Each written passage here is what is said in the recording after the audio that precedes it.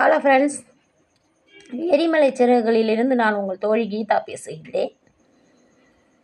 இப்போ ஒரு சில நாளைக்கு முன்னாடி தமிழ்நாடு ஆர்.என். ரவி அவர்கள் இந்த தமிழ்த்தாய் வாழ்த்து அப்படிங்கிற ஒன்றை புறக்கணித்து போயிட்டாரு அப்படின்னு சொல்லிட்டு அது ஒரு பெரிய ஒரு சர்ச்சை கிளம்பிச்சு. தமிழ்த்தாய் வாழ்த்து அப்படிங்கிறது ஒரு மொழி அடிப்படையாய் இல்லாமல்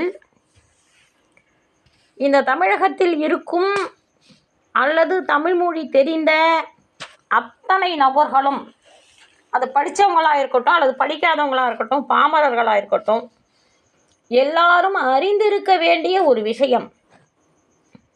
பொதுவாகவே ஒரு ஸ்கூல்லையே ஆகட்டும், ஒரு கல்லூரியிலே ஆகட்டும், அல்லது ஒரு பொது நிகழ்ச்சியிலே ஆகட்டும், நம்ம எல்லாரும் கோரஸாக தான் தமிழ்த்தாய் வாழ்த்து பாடுவோம். அந்த கோரஸில் ஒரு 10 பேர் நிறுத்திட்டாங்கன்னா அந்த 10ல் நடுவில் இருக்கிறவங்க கொஞ்சம் பயப்படுவாங்க. ஐயோ, எல்லோரும் நிறுத்திட்டாங்க, நம்ம எப்படி பாடுறதுன்னு சொல்லிட்டு. அதுக்கு என்ன காரணம்னு கேட்டாக்கா, அந்த பாடல் அவங்களுக்கு மெமரியபிளாக இருக்காது. அதான் அதுக்கு ரீசன்.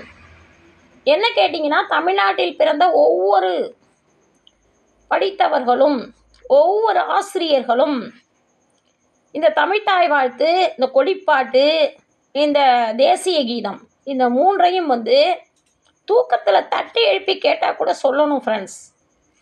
அதுதான் நம்ம ஒரு ஆசிரியருங்கிறதுக்கோ அல்லது நாம் ஒரு தமிழ்நாட்டில் பிறந்தோங்கிறதுக்கோ, நாம் தமிழர் அப்படிங்கிற ஒரு உணர்வு வீரத்திற்கோ வெளிப்பாடாக அமையும் அப்படின்றது என்னுடைய கருத்து. இது பெரும்பாலும் அனைவரின் மனமும் இதை ஏற்கும். சில மனம் நெருடலில் கூட இருக்கும், ஐயோ நமக்கு தமிழ்த்தாய் வாழ்த்து தெரியாதே அப்படின்னு சொல்லிட்டு.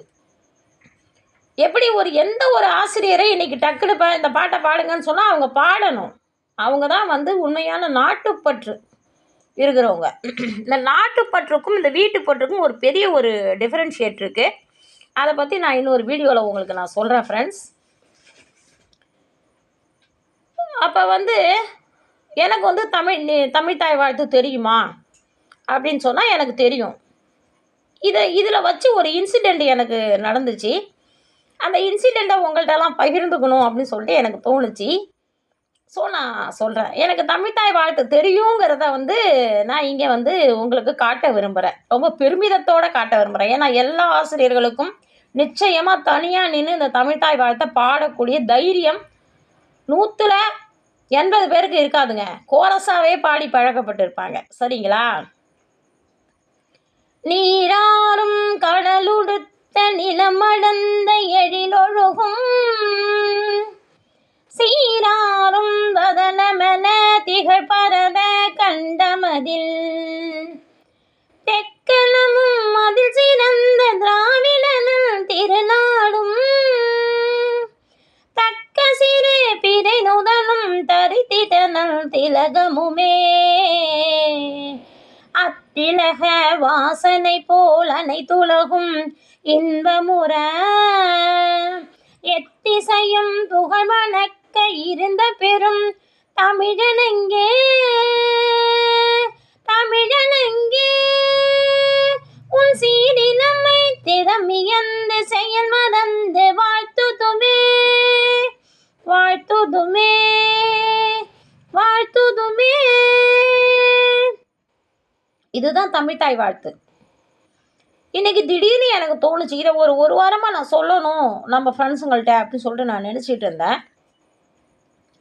ஏன் இதை சொல்கிறேன் அப்படின்னு சொன்னால், தமிழனாய் பிறந்த ஒவ்வொருவரும் சில படங்கள், இந்த ஜெய்ஹிந்த் போன்ற படங்கள்லாம் நிறைய படங்கள்லாம் நான் பார்த்துருக்கேன். இந்த தமிழ்த்தாய் வாழ்த்து, இந்த தேசிய கீதம், இதற்களுக்கெல்லாம் ஒரு மரியாதை கொடுக்கணும். கொடி பாட்டு இதுக்கெல்லாம் மரியாதை கொடுக்கணும், எழுந்து நிற்கணும் அப்படிங்கிற ஒரு சமுதாயம் இருக்குது இல்லையா? நான் கல்லூரியில் பணியாற்றிய காலத்தில் ஃப்ரெண்ட்ஸ், தமிழ் டிபார்ட்மெண்ட்டு அந்த நிகழ்ச்சிகள் வருது இல்லையா? எந்த நிகழ்ச்சியாக இருந்தாலும் ஃபஸ்ட்டு தமிழ்த்தாய் வாழ்த்து பாடுவோம். அதுக்கப்புறம் லாஸ்ட்டில் தேசிய கீதம் பாடுவோம். சரிங்களா? நாட்டுப்பண் அப்படின்னு சொல்லுவாங்க, அது பாடுவோம். அப்போ டிபார்ட்மெண்ட்டுன்னு சொன்னாக்கா அதுக்கு 3 மைக்கு, ஹேண்ட் மைக்கு இருக்கும். ஒரு மைக்கு ஜென் ஸ்டாஃபுங்க, அதாவது கோஆர்டினேட்டர் மாதிரி இருப்பாங்க இல்லையா? தொடர்ச்சியாக நிகழ்ச்சியை தொகுத்து வழங்குறவங்க, அவங்க கையில் இருக்கும்.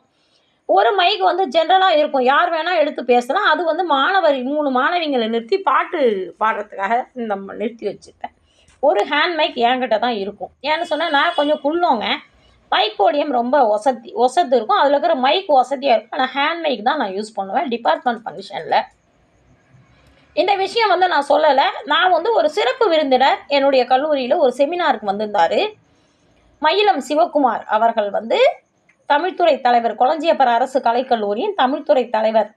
அவர் வந்து அங்கே சிறப்பு விருந்தினராய் வந்திருந்தார். அந்த விருந்தினர் வந்திருக்கும் பொழுது என் கல்லூரியில் இந்த நிகழ்ச்சி நடந்துச்சு. 2015 அல்லது 16ன்னு வச்சுக்கோங்களேன். 16 தொடக்கத்தில் ஜனவரி பிப்ரவரி வாக்கில் இந்த நிகழ்ச்சி நடந்துச்சு. என்னன்னு கேட்டிங்கன்னா, நான் கொஞ்சம் இருமாப்பாக இருப்பேங்க, கொஞ்சம் அகங்காரமாக இருப்பேன். ஏன்னு சொன்னால், என்னுடைய அறிவின் மீதும் என்னுடைய திறமையின் மீதும் எனக்கு அசாத்திய நம்பிக்கை உண்டு. சொல்லுவார் இல்லையா வள்ளுவர், ஒருமையில் தான் பெற்ற கல்வி ஒருவருக்கு எழுமையும் ஏமா புடைத்து அப்படின்னு சொல்லுவாங்க இல்லையா. 1000 உங்கள்கிட்ட காசு பணம் இருந்தாலும், 1000 உங்கள்கிட்ட தைரியம் இருந்தாலும், அந்த கல்விங்கிற ஒன்று இருக்கும் பொழுது அதனுடைய ஸ்ட்ரென்த்து வேறங்க, அதனுடைய தைரியம் வேற. அப்படின்றதால எனக்கு கொஞ்சம் இருமாப்பு, திமுரு அப்படின்னு கூட நான் எப்படி வேணால் வச்சுக்கலாம். சரிங்களா. நான் வந்து ஒரு ஹேண்ட் மைக் வச்சுக்கிட்டு நான் பாட்டு பாடுறதுக்கு தமிழ்த்தாய் வாழ்த்து தொடங்குது. அப்போ வந்து திடீர்னு வந்து மாணவர்கள் எல்லாரும் வந்து நிறுத்திடுறாங்க. ஒரு கட்டத்தில் ஒரு பாதி பாடலில் மாணவர்கள் எந்த வாய்ஸும் கேட்கலை. நான் மட்டும் என்னோடய ஹேண்ட் மைக்கில் நான் மட்டும் பாடுறேன்.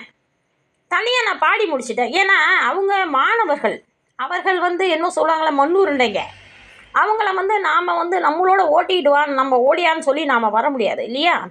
நான் மட்டும் பாடலெல்லாம் பாடி முடிச்சுட்டு, நீங்கள்லாம் தமிழ்துறை மாணவர்களா அப்படின்னு கேட்டு, நீங்கள் எனக்கு வந்து உங்களுக்கு ஆசிரியராக இருக்க எனக்கு வெக்கமாக இருக்குது அப்படின்னு சொல்லிட்டு நான் அந்த தருணத்தில் அதோட நிறுத்திக்கிட்டேன். மறுநாள் காலையில் வந்து நான் மாணவர்கள்ட்ட காலையில் 10 மணிக்கு போயிட்டு, நேற்று ஏமா பாட்டை நிறுத்துனீங்க அப்படின்னு சொல்லிட்டு நான் கேட்டேன். தமிழ்த்தாய் வாழ்த்து, தேசிய கீதம் இதெல்லாம் பாதியில் நிறுத்தலாமா, நீங்கள்லாம் ஒரு நாட்டுப்பற்று உடையவர்களா, ஏன் நிறுத்துனீங்க அப்படின்னு கேட்டாக்கா, மேடம் நேற்றே வந்து தமிழரசன் ஐயா ஒருத்தர் வந்தார், நாளைக்கு இந்த மாதிரி நிகழ்ச்சியில் பாட்டு பாடும் பொழுது, தமிழ்த்தாய் வாழ்த்து பாடும் பொழுது நான் எல்லாரும் என்னை பார்த்துக்கிட்டே பாடணும், நான் கை காட்டும் போது நீங்கள்லாம் பாட்டை நிறுத்திவிடணும் அப்படின்னு ஹெச்ஓடி மேடம் சொல்ல சொன்னாங்க அப்படின்னு சொல்லி தமிழரசன் அப்படிங்கிற ஒரு ஆசிரியர், அவர் ஆண்டிமடம் பக்கம், அவர் சொல்லியிருக்காரு மாணவர்கள்ட்ட. எங்கள் மாணவர்களுக்கு வந்து ஹெச்ஓடி சொன்ன வாக்கு தேவ வாக்கு. எங்கள் பிள்ளைங்களுக்கு என்னை அவ்வளோ பிடிக்கும், எனக்கும் எங்கள் பிள்ளைங்களும் ரொம்ப பிடிக்கும். அதனால் வந்து பிள்ளைங்க வந்து நம்ம ஹெச்ஓடியே சொல்லியிருக்காங்களேன்னு சொல்லிட்டு தான் நிறுத்திருக்காங்க ஆக்சுவலி. ஆனால் வந்து நான் நிறுத்த சொல்லலை, என்னுடைய முதல்வர் வந்து நிறுத்த சொல்லியிருக்கார். முதல்வர் வந்து தமிழரசனை கூப்பிட்டு, நாளைக்கு இந்த மாதிரி நிறுத்துங்க, அந்த அம்மா பெரிய இதுமாரி மைக்கு வச்சுட்டு நிற்குது, அந்த அம்மா அந்த பாட்டை பாடுதா அப்படின்னு சொல்லி நம்ம செக் பண்ணணும் அப்படின்னு சொல்லிட்டு இவர் வந்து முதல்வருடைய உத்தரவின்படி தமிழரசன் நிறுத்தியிருக்காரு. நீங்களே சொல்லுங்கள், ஒரு கல்லூரியின் முதல்வர் வந்து ஒரு தமிழ்த்தாய் வாழ்த்தை பாதியில் நிறுத்துங்க அப்படின்னு சொல்லி மாணவர்களுக்கு ஒரு இன்ஸ்ட்ரக்ஷன் கொடுத்து, அது எதற்காக நடக்கப்படுது, அந்த பாடல்கள் அந்த மாணவர்களோட கோரஸாக சேர்ந்து தான் நான் பாடுறேன். அப்படி எனக்கு தெரியாமல் நான் முழிச்சுக்கிட்டு நிற்பேன், என்னை அசிங்கப்படுத்தணுங்கிற ஒரு நோக்கத்தில் அன்னைக்கு அந்த நிகழ்ச்சி நடைபெற்றுச்சு. அப்படி ஒரு நிகழ்வு நடைபெற்றுச்சு. இப்போ சொல்லுங்கள், நான் முழுசாக பாட்டு பாடிட்டேன், அப்போ அங்கே அசிங்கப்பட்டது யார்? இந்த பிளானை போட்ட சுந்தரமூர்த்தி அவர்கள். அதாவது ஒருவர் வந்து ஒன்றுமே காலி டப்பாவாக இருந்துக்கிட்டு நான் நிறைகுடம்னு சொன்னால் அதை வந்து நீ நிரூபிக்க முடியும். நான் ஒரு உண்மையான நிறைகுடத்தை நீ நிரூபிக்க தேவை கிடையாது. சரிங்களா. நான் வந்து எப்பயுமே சொல்கிறேன், எந்த ஒரு ஆசிரியரானாலும் எந்த ஒரு மாணவர்களானாலும், தமிழ்துறை மாணவர்கள் குறிப்பாக வெளியில் போகும் பொழுது அவங்களுக்கு அடிப்படை விஷயம் சங்க இலக்கியம், அந்த அகநூல் புறநூல் அகப்புறம் நூல் இது வந்து தெரிஞ்சிருக்கணும். 2வது பக்தி இலக்கியம், அந்த பக்தி இலக்கியத்தில் 12 திருமுறை தெரிஞ்சிருக்கணும். ஆழ்வார்கள், வைணவ நூல்கள் அது பற்றியும் தெரிஞ்சிருக்கணும். காப்பியங்கள், பெருங்காப்பியங்கள், சிறுகாப்பியங்கள், இதிகாசங்கள், புராணங்கள், காப்பியம் அல்லாதன இந்த விஷயங்கள் தெரிஞ்சிருக்கணும். திருக்குறள் இது தெரிஞ்சிருக்கணும். இந்த மாதிரி அடிப்படை விஷயங்கள் தெரியுதோ இல்லையோ, இந்த மாதிரி நாட்டுப்பண், இந்த தேசிய கீதம், அந்த தமிழ்த்தாய் வாழ்த்து, இந்த கொடிப்பாட்டு இதெல்லாம் வந்து கண்டிப்பாக எல்லாரும் இந்த காணொளியை பார்த்ததிலிருந்து வீட்டு வேலை செய்கிற ஒவ்வொரு வீட்டுக்குள்ளார இருக்கக்கூடிய குடும்ப பெண்கள் கூட நாம் ஒரு இந்தியர் அப்படிங்கிற இந்த சிந்தனையை எவரெல்லாம் மனசில் நிறுத்துனீங்களோ அவங்க எல்லாரும் இன்னையிலிருந்து இந்த பாடலை நீங்கள் மனப்பாடம் செய்யுங்கள். என் தோழிகளே, என் தோழர்களே, நன்றி.